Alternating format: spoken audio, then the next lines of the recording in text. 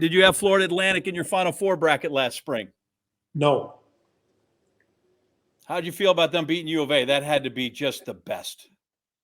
That was a great feeling. There's a text string that comes through my phone that I can't engage with because it's all day long, every game. They're close in any sport. It's nauseating sometimes, but it's a bunch of guys I played with back then. And yeah, it's been fun seeing that university get on the map. You think what of the Pac-12 breakup, since that's been such a baseball conference for so long? Yeah, that hurts, man. You think back of the six-pack and you think back of the great champions from the Pac-12 and all the sports. And it's just, I guess something good will come of it. ASU going to the Big 12 seems exciting. But college sports seems like, this transition, there's going to be, some wounded, and the Pac-12 is, the recipient, I think. I just think of I think ACC and I think basketball and I think Big 12 and I think football and I think Pac-12, right? And I just think that's baseball's that conference. I think it's unbelievable. Where did the Springsteen thing come from? You're crazy for this dude. Yeah, I am. I got drugged to a concert in 1980 in Hollywood, Florida, and saw the river. I went there because of a female, and then stayed. We were in the mud. It was raining, and this guy played for like 5.5 hours. I couldn't believe it. And I didn't want to go to the thing. I never really listened to the guy. And then it kind of stuck with me, but I didn't really know. Then when I got to Notre Dame in 88, fall of 87, one of my players, John Flanagan, he had heard that I liked Bruce or something. I didn't even like him that much, but all of a sudden he starts educating me on what this guy's about. And man, I'll tell you, it's been a love affair ever since, man. The guy is, man, I'll tell you, you want to talk about a guide. This guy's unbelievable, man. Wait, so you had a Notre Dame player named Flanagan. What are the chances? What are the chances? What are the odds? Chris Flynn and O'Brien. Yeah. Who could have guessed that was the case? Do I have this right? The 1998 ASU World Champion College World Series team. That was a Thunder Road team, right? Didn't you used to pick out every year? Song? Every year we had our motto included a Springsteen song, so it was Thunder Road. It's a town for losers. We're pulling out of here to win. No doubt. Name me one of the two Northwoods leagues your son played for. Teams. Chinooks and Kenosha. Very good. Trev, is that Trev knows all things Northwoods League. That's Kenosha, Kingfish, Lakeshore, Chinooks. Yep, he's right. I mean, of course he's right. Give me your best no money minor league baseball player story. What do you mean no money minor league baseball player? Like you're playing in the minors, you got no money, but it was the best time of your life. Give me one. I lived in a bus with my daughter's mother. We didn't have a bathroom. And the bus was in Salem, Virginia. And the bus, they said, was being designed for the Oak Ridge boys, but it didn't have a bathroom, so they didn't accept it. So they parked it next to this motel, the Salem Motor Inn in Salem, Virginia. I lived in that bus. The beds that they built were wooden planks that weren't long enough. So I put milk crates and a pillow on top to complete the bed. We lived in there together. If you had to go number one, you just went out the side of the bus towards a little creek behind. If you had to go two, you had to go into the Salem Motor Inn and ask for permission to use the public toilet. And we had cable TV. No air conditioning, no heat, but we had cable TV because there was a wire hooked up to the Salem Motor Inn that gave us cable TV. But, that's what I'm talking about right there.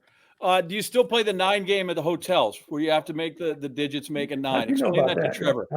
How'd you know about that? Okay, so I know Doug Tamro. I know people.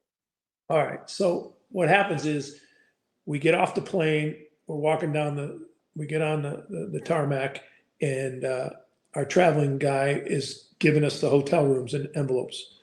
And, your name, and then there's your number. So I get on the staff bus, and then the ritual is everybody gives me a number that tries to stump me that it doesn't equal 9 in some way.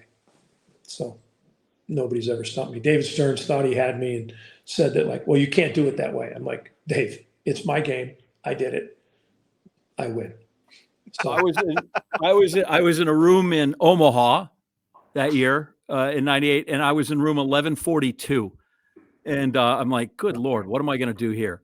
And it was 1 times 1 was 1, 4 right. minus 1 was 3, and then I squared 3 and got 9. So I'm like, I See? feel like I'm in. Stearns says you can't square things. And I'm like, come on. Of course you can. My game. I'm a proud Mizzou guy. This hurts me. How come you recruited over my guy Ian Kinsler and brought in Pedroia? I didn't recruit over him. I feel like you recruited over my guy. It's the best thing that ever happened to the Tigers. Yeah, I know. And one of my many stupid mistakes, but Kinsler was brought in to be the shortstop. Pedroia was the second baseman. Kinsler was a skinny, weak kid with the big swing, same swing he has today that works good. I tried to change it and get him to hit the ball to right field more. And it wasn't a great phase in my life, but I moved Pedroia to short and told Kinsler, hey, you can come back, but you're going to play second. He said, no, I'm a shortstop and I can do better. And I offered him a scholarship back, but I said, you're going to have to play second. And he chose to leave. And it hurt me because he ends up being a great major league player and an all-star and second base, but still, he was a great player. He had a great temperament for the game. And I knew that. And I look at that as a huge mistake on my part. I really do. Like, I've never even told him that, but yeah. Listen, really my alma mater gained by that. I don't care if he ended up being a big leaguer or not. Give me the best college player you coached. Yeah, I mean, I think Pedroia's got to be it. He just said it when he came to our program, and then he was kind of what we were about. That just set a tempo. In the next 4 years after that, we were in Omaha 3. It's like he just really set the tempo. We're going to be like this. For years, Arizona State was, you could get the best players. You could get Bonds and Jackson. But with the scouts getting so good, you couldn't get those first-round picks or those type of talents anymore. So I always thought Arizona State needed to be the Pedroia types or guys that didn't, like Kinsler, who weren't physically able when they came out of high school to do it yet. And, that's where the learning curve comes in, is that you need to be that type of team. And I think that's college baseball. We've touched on Notre Dame. We touched on Arizona State. Is Claremont Mud Scripps one college job or 3? All right. It's the Claremont colleges. There's 5 colleges. Claremont, McKenna, which is the business school, Harvey Mudd, which is the engineering school, and Scripps, which is all girls. Then there's Pomona College and Pitzer College. All 5 are on the same campus. They run 2 athletic departments. Claremont Mudd Scripps is one. Pomona Pitzer is another. Now, hold on. Famous basketball coach when I was there at Claremont Mudd Scripps. I'm the assistant football, head baseball. The basketball coach at Pomona at that time, Pomona Pitzer, Greg Popovich. Point guard, Butenhauser. Wow. That's fact. Look it up. Popovich. There's a lot going on. He mentioned that when he was in his Hall of Fame speech. He was very much like, I'm still just the guy that, got the job at Pitzer and liked to, do X's and O's. And then I drafted David Robertson. My life changed, all those other things.